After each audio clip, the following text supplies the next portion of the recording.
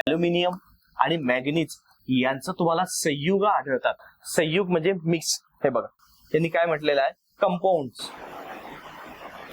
म्हणजेच तुम्हाला एकत्र आलेले दिसतात. बरोबर, एकत्र आलेले दिसतात. समजलं? म्हणजेच त्यामध्ये बघा ऍल्युमिनियम मॅग्नीज यांचे संयुग आढळलेले असतात. म्हणजेच बघा अशी मग मृदा कोणती, तर ते मृदेचं समजा आता आयोगाने जर उत्तर विचारलं आपण, तर आयोगाने उत्तर दिले आहे तुम्हाला जांभी मृदा. बरोबर आहे, आयोगाने दिलेलं उत्तर.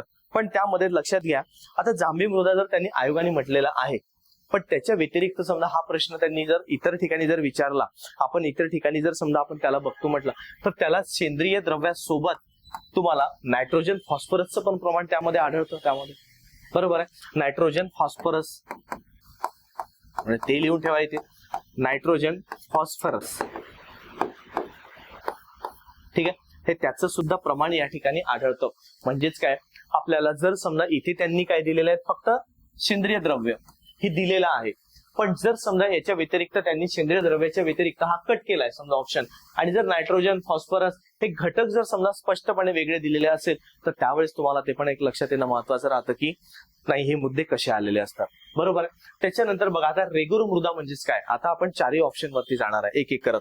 बरोबर, पुढे बघायचं आता आपण इथे रेगुर मृदा काय असतात.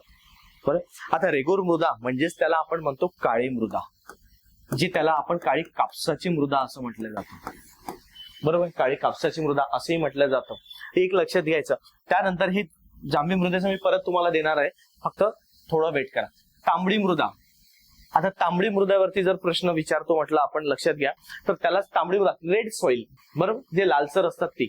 त्यानंतर वाळू मिश्रित, यालाच आपण म्हणतो पेपरमध्ये आलेलं आहे वालुकामय मृदा.